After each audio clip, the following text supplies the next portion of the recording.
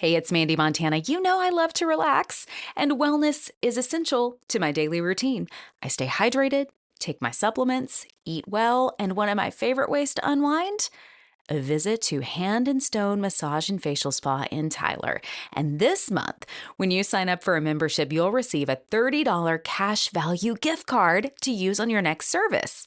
That means you can treat yourself to something extra, like my personal favorite, the Himalayan salt stones, a hot stone massage, or any luxurious add-on within 60 days. Whether it's a facial or a massage, taking time to relax is a vital part of my routine. And with the new year here, let's talk routines, not just resolutions.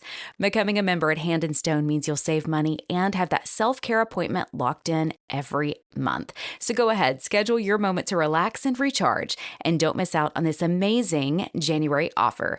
Visit Hand and Stone Massage and Facial Spa today in the Cumberland Shopping Center or online at handandstonetyler.com. Welcome to the Celebrating Women podcast, hosted by Mandee Montana, a podcast that celebrates women, their stories, their struggles, and ability to overcome. Conversations that celebrate their gifts, their talents, and courage. It's the Celebrating Women podcast, presented by Hand and Stone Massage and Facial Spa in Tyler, Texas. With over 20 massage therapists and 6 estheticians certified and trained in multiple protocols, you can get an affordable massage or facial located right here in the East Texas area. Book your appointment today. Stop by the spa in the Cumberland Shopping Center in Tyler or online at handandstonetyler.com. Welcome back to the Celebrating Women podcast. I'm Mandee Montana with my guest, Stephanie Taylor. It's so good to have you back. It's great to be here. I'm so excited to talk about this topic with you today because we've discussed this off mic a little bit and you've mentioned it to me before. We're going to talk about The Happiness Project by Gretchen Rubin. What do you love about it so much? So I am not, and we've talked about this before, I think, I am not a nonfiction book reader. I'm not a self-help book reader. I guess I had to read so many like leadership books just throughout my history that I was like, I don't want to read anything that's not... You just want to enjoy it. Fantasy or romance or mystery or something, that's like watching a TV show. Right. And I actually don't know how I came across this book. Mm-hmm. I remember just kind of browsing and looking for something and it got great reviews and I was thinking, well, I guess I should give it a shot. And it probably was at the beginning of a new year. Yeah. I also have a hard time self-reflecting and thinking about what I want to do in the next year and setting New Year's resolutions. Like, I'm like, oh, it's just going to be great. Yeah. You set goals though. You're a goal setter. I am a goal setter. So it's a little bit different. It's the New Year resolution thing that gets me. I'm like, And so I just started just kind of reading the excerpts and browsing and I was like, this sounds like something I might want to read. And now I read the book, loved it, easy read. And I have probably gifted this book to 10 or 15 people. Wow. You loved it that much. Since I read it. Yep. Okay. So what is the overarching theme of the book? It's entitled The Happiness Project, but what did you, if you could sum it up into a couple of sentences, what would you say resonated with you the most? So that she was very much like me. I could identify with her. With the author. She would say things like, I'm not depressed. I'm not in a midlife crisis. I'm not unhappy in my life. But what if I could be happier? What if I could be more grateful? What if I could be more intentional? So interesting. It just is like, I'm not unhappy. And of course, that was the first thing in the book her husband asked her. It was like, well, are you unhappy? Why are you doing this? Yeah. Because she said, I'm going to do this happiness project this year. Yeah. And he was like, what? Well, I mean, fair. And she also is a lawyer. That's her background. And so she started by doing a lot of research on what happiness means. Like, none of us are ever going to go to a library and read books to determine what happiness actually means. Well, now I want to know what she found for you. It's really cool. Okay. Like she looked at not one philosophers thing, and psychology. No, and she kind of defined it. And so you can take bits and pieces of that and see it in yourself or apply it to yourself. And then it just was easy. And it was a plan. You know, I like a plan. That's part of what, when I was looking at the notes, I was like, oh, there's like a formula to follow. I can follow directions. Yes. Yeah. And it's very clear and you have an outcome. And so it's funny because when you and I were talking about the books that I love, I sent you two. This one, The Happiness Project, and the other one is a parenting book. Well, both of them are written for the 12 months of the calendar year. So clearly it helps that me resonates with establish. you. Yes. Yeah. Like every month you have a goal for that month. Okay. And so it's very doable. But it doesn't have to align with like January to December. So regardless of when you pick up the book, you could just approach it as month one. You can just approach it as month one. There's 12 months. You can start at any time during the year and move forward. I think I picked it up maybe like a February, March, and you can just move forward. So it's very doable for anyone. Yeah. Okay. So tell me, I know you've made some notes. I have. I love that. I love it whenever my guests have notes. It makes me appreciate that, you know, you're prepared. I actually prepared this time too. Sometimes I don't, sometimes I wing it. But you mentioned this, and it was one of the first highlights that I read, resolutions versus goals. Yes. Because you are a goal setter. I'm a goal setter too. And I also don't really make a New Year's resolution typically because I feel like I'm setting goals constantly throughout the year. Yes. And sometimes the goals change and they evolve depending on what happens in life. And maybe that's why I have a hard time with resolutions. Maybe like, so. I like a goal, I like a plan, and I want to work to that goal and achieve that goal. And there are some things that she did to start out her happiness project. Like it wasn't just this month I'm going to achieve this or the next month I'm going to do this. But she started with 12 commandments. Okay. So she said, as I go through this project, these are the 12 things that I want to remember. Be Gretchen, let it go, act the way I want to feel, do it now, be polite and be fair, enjoy the process, spend out, identify the problem, lighten up, do what needs to be done, no calculation, there is only love. So she thought, so this was before she even developed before her she did the research plan. Okay. Like, what are things that I want to make sure that the other thing I loved, and there's two different sections in the book with this, was she outlines the secrets of adulthood as she sees them. Okay, now I'm intrigued. Because I don't think I've discovered them. So if she has, I'm open to learning. People don't notice your mistakes as much as you think. It's okay to ask for help. Most decisions don't require extensive research. So I told you about our car decision today. Yeah. And we researched and then we didn't get the car we needed. So frustrating. So do good, feel good. It's important to be nice to everyone. Bring a sweater. By doing a little bit each day, you can get a lot accomplished. Soap and water remove most stains. Turning the computer on and off a few times often fixes a glitch. If you can't find something, clean up. I love that one. That's a good one. We're thinking about closet renovation in our closet this year. And so I loved that one when I went back to think through this. I was like, oh, that's a good one. You can choose what you do. You can't choose what you like to do. We've talked a lot about this. We have talked about that. Yep. Happiness doesn't always make you feel happy. What you do every day matters more than what you do once in a while. I love that one too. That's a big one. Yep. You don't have to be good at everything. If you're not failing, you're not trying hard enough. Over-the-counter medicines are very effective. They really are. They really are. Don't let the perfect be the enemy of the good. What's fun for other people may not be fun for you, and vice versa. That's a true story. People actually prefer that you buy wedding gifts off their registry. That's also true. And I'm so guilty of this because I'm like, oh, I'm going to get them monogrammed towels. And my husband's always like, what if you don't get the color they want? Or I want everything to be monogrammed. So I'm like, oh, I'll monogram this or monogram that. Anyway, so I actually received a wedding invitation in the mail today with the registry.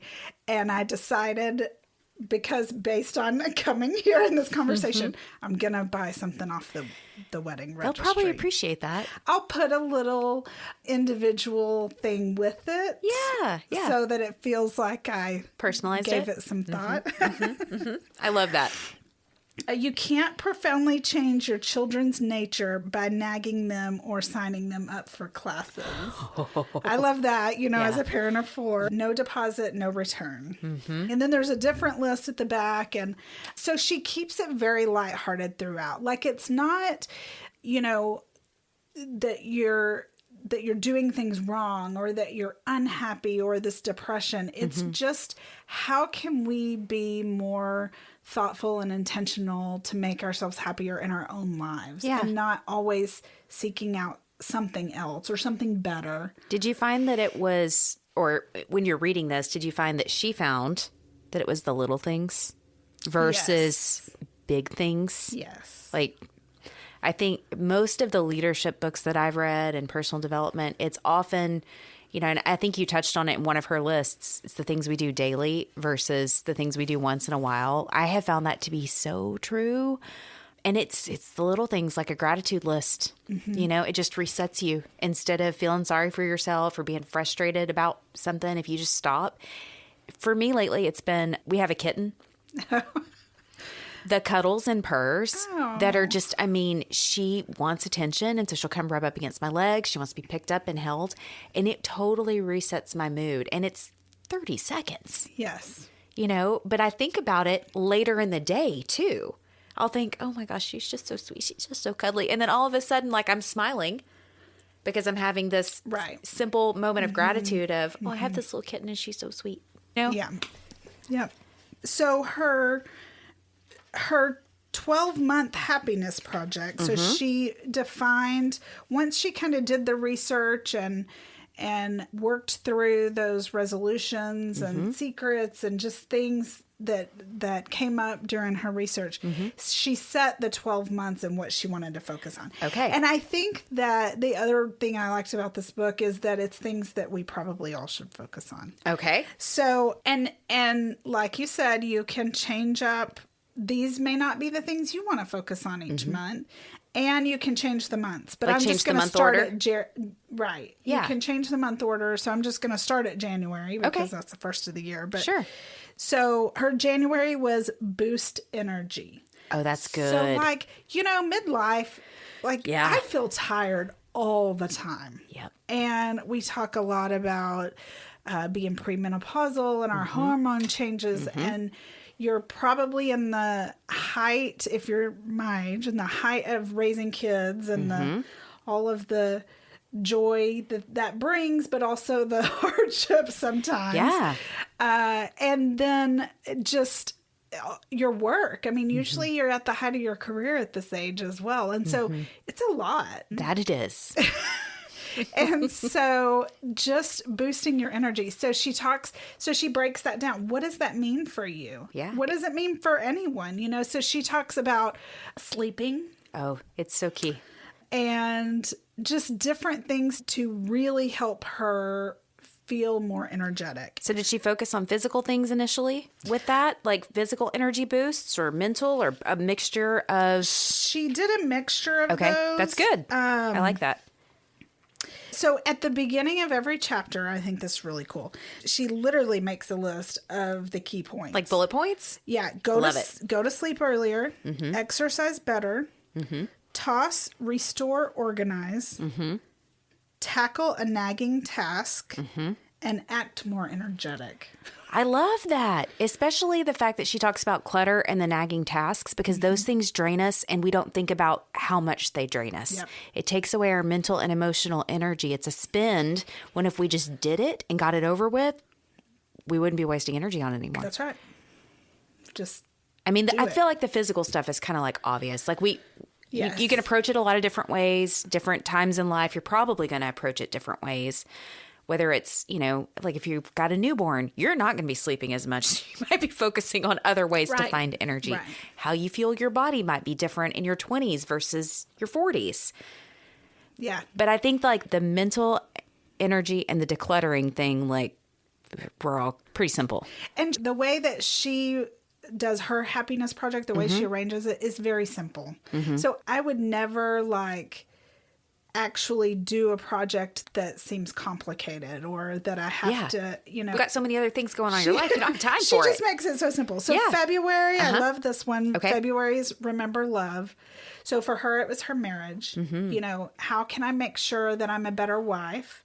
How can I be more attentive and more grateful for my husband and the relationship that they have? And of course, February is Valentine's Day. So I loved that she did that. March was Aim Higher. So that was her work. Okay. How can I be more fulfilled in the work that I do every day? April was Lighten Up, which is parenthood. I love this one because like what really matters, sometimes you're so stressed in parenthood that even the small things set you off, but does it really matter? At the end of the day, does it really matter? It's the old pick your battles saying. Oh, yes. But intensified so that you can find happiness in parenting. So like I mentioned earlier, parenting can be full of joy, but it can also be really difficult. Probably the hardest job you'll ever have. Absolutely. Yeah. So May, be serious about play. So this is leisure. Oh, fun. So literally. Fun. Find fun. And I've kind of thought about that. I'm like, have I lost my funness? It's easy to lose. You get caught up in the work and the responsibility of parenthood that sometimes you miss the fun. Yeah. I turn to books a lot for that. Books, I've been puzzling. We communicate on Facebook about that a little bit. Puzzles. Yeah, finding play is important. I love that. So play in May. So this whole weekend, I went out of town this past weekend with my mom and my sisters and my aunts. And that's all we did. And so it was so nice and relaxing. Like, we played card games and we played charades and we did puzzles. And it was so nice to not have responsibility and to be able to reset. And so I love that she takes a whole month to focus on the fun in your life because everyone needs fun. Yes. June is to make time for friends. I love this one too. Important. Be really intentional about your friendships because your friends make you happy, right? It's the whole point. I actually read an article this week in Self Magazine about this exact thing, about how important it is to just have downtime with your friends, just the hangout where you're not doing anything.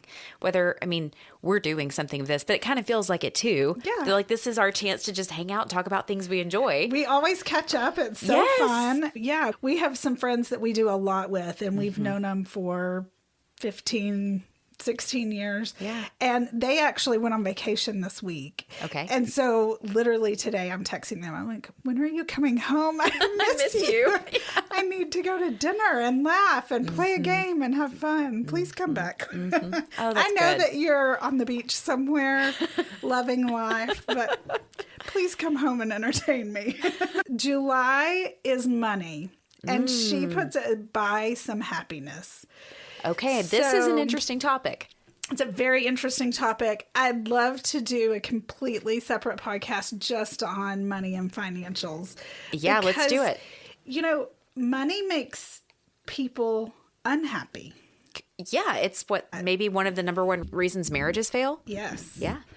And so thinking about switching your perspective completely and being in control of your financial situation in an effort to make you happier. Right. And then how can you use your money to make you happier?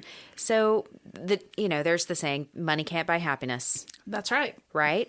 So she's obviously taking a slightly different approach to that. So let's do a whole podcast on it later. But what are her key points on this? Because I'm just curious. Her key points there are indulge in a modest splurge. Okay. Buy needful things. Spend out and give something up. Okay. So it's really like taking control of your money so that it doesn't make you unhappy. Okay. But also knowing how to use it to splurge and to reward yourself. Yeah. Right? Yeah. We all work hard for our money. And then it just goes away. Yeah, we were talking about that before we started recording the podcast. It feels like more of it is going away faster right now. I feel like lots of things cost more than they did even a few years ago. So even if you've gotten a raise, it may not feel like you have because the difference is greater. Right. And so just that burden, that financial burden that can really impact your happiness. Oh, yes. Money can't buy happiness, but it sure can make you unhappy. It sure can. And so there's got to be a way to flip that. So I really am curious to read that and to talk more about it, maybe after I read the book. She says, I'm just going to read the first line on money. She says, the relationship between money and happiness was one of the most interesting, most complicated, and most sensitive questions in my study of happiness. People, including experts, seemed very confused.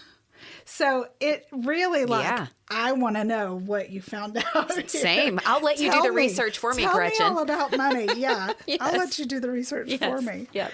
Absolutely. So we're coming up on month 8, August. So we're 8 August. Contemplate the heavens. So this is the focus on spirituality, eternity. You know, what does faith mean to you? And really honing in on that and being more connected with what spirituality is to you. Yeah, I feel like that's something that easily gets lost in the shuffle of life for a lot of people, even people that maybe are like attending a religious service on the regular basis. When I have stopped and spent a little bit of time with that, it has made a big difference in the peace that I feel. And I think peace is a part of happiness, right? I think so. Yeah. September, I love this one. Pursue a passion. And her undertone or her subtitle is books. Oh, so we're both very passionate readers. about Yes, books. yes. October is pay attention, mindfulness. November, keep a contented heart. So focusing on your attitude. And December is boot camp perfect happiness. So December's kind of the culmination of everything. And what's really interesting with all the months is the idea is that you focus on that for that month, but you don't quit focusing on it when the month is over. You allow it to become part of your routine. You build until you get to that 12th month. So then you evaluate, you know, what worked, what didn't work, and how it made you feel. So have you done it? Did you take it? Did you do it? Okay. I did it. It's been a while. And so when I picked this book up again, so at Christmas, this past Christmas, we did a book exchange with all the girls in our family. Fun. And I am very certain I bought this book, but someone gave it to someone else, not me. Okay. It was in part of we did a blind book exchange. Oh, okay. So everybody wrapped a book and brought it. And so I picked it up again and just started refreshing my memory. And I had decided that I need to redo my happiness project because I was very different then when I read it the first time than I am now. And it's different things that I would want to focus on. Sure. So did you journal through it? Like, did you make some notes or keep track of your progress so that when you got to December, this is probably like my analytic brain going a little bit too deep, but I think if I were to approach this, and it's the end of January, so I'll have to, I'd want to plan it a little bit so that I was intentional and maybe made some notes. I did not. Yeah. I read all the way through it, and then I think about how I would put together my 12-month happiness. Gotcha. You didn't read it a month at a time. You know, there's some other personal development books that encourage you to do something where you're reading. I'm thinking of The Greatest Salesman in the World. I can't remember the actual title, but it's by Og Mandino. And it's a book where you read a chapter. It's a very small book, but you read each chapter for like 30 days. That would make me crazy. And then you move on to the next one. It's very much like a practice. But it's similar. It's on different themes. I think the first one is like loving yourself and your neighbor or something like that. And then the second one is something about intentionality about work or relationships or friends. But there's maybe like 7 of them. Maybe there's 12 because I think it is like a year-long thing. It might be 12 too.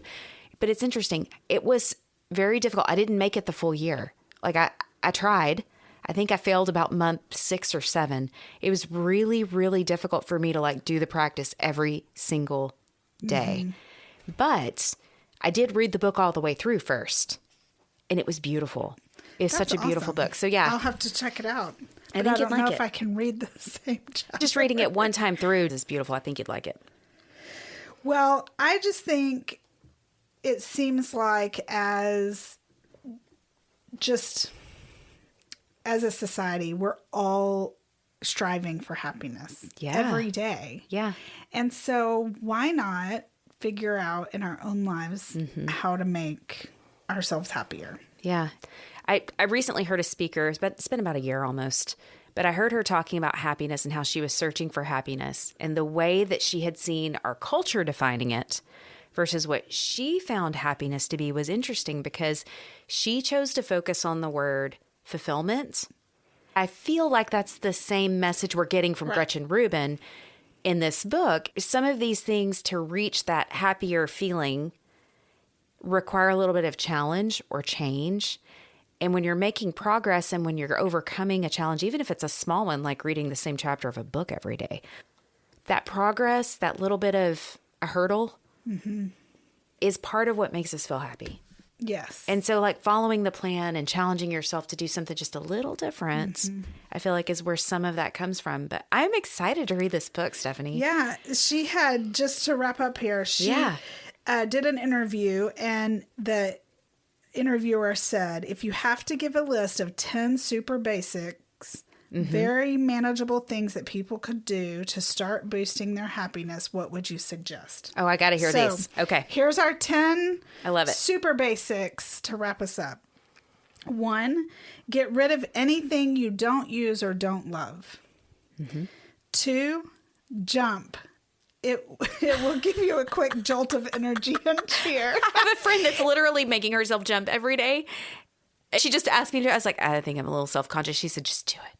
Give warm greetings and farewells whenever people come and go from your home. 4, make your bed. 5, cultivate shrines, places in your home that celebrate the people, places, and activities you love. I love that. 6, go for a walk every day. And that's, going to be good for your health, boost the mental clarity. 7, if there is a task you dread, do it just for 15 minutes. You can do anything for 15 minutes. 8, always put your keys in the same place. Oh my gosh, my husband will love that one. He'll be like, why don't you do that? So that I don't have to tell you where your keys are. 9, accept yourself and expect more from yourself. And 10, get enough sleep. That's a big one. It's one, I got to tell you, Stephanie, I talk to so many people that struggle with sleep. It's not something I struggle with, but in hearing about it from other people, it's made me so grateful for it. It is not something I struggle with. My husband does. And I am grateful that I do not struggle with sleep. But I am tired. I struggle with plenty of other things. I am tired all the time. Yeah. I just think, if you do nothing else, go back and listen again to the 10 things we just said and just do those 10 things. Right. And jump. And jump. I love it. Thank you so much for sharing this, Stephanie. Thank you. So much fun. The Celebrating Women podcast wants to hear from you. Email us a voice message to celebratingwomenpodcast@gmail.com. We would love to hear your story or the story of an incredible woman you know. Become part of the conversation on social media. Facebook.com/celebratingwomenpodcast. On Instagram, search Celebrating Women Podcast. The Celebrating Women podcast has been presented by Hand and Stone Massage and Facial Spa in Tyler, Texas. Book your appointment today. Stop by the spa in Cumberland Shopping Center or online at handandstonetyler.com.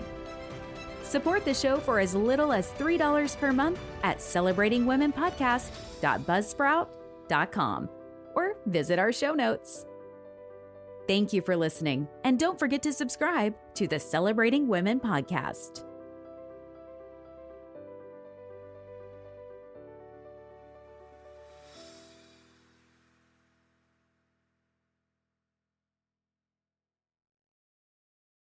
Hey guys, it's Mandee. Have you been struggling to lose those extra pounds? Oh, I know. I have totally been there. An extra, 15 to 20 pounds can totally creep up on you in perimenopause. Or at least it has with me, and I think I found it early. I hope it's not happening to you. But if it is, I've got the solution. You can lose up to 15 pounds in 8 days with an incredible product line that I found and I want to share with you. Get a custom product recommendation with a complimentary wellness screening in the show notes. Just click Zing with Mandee.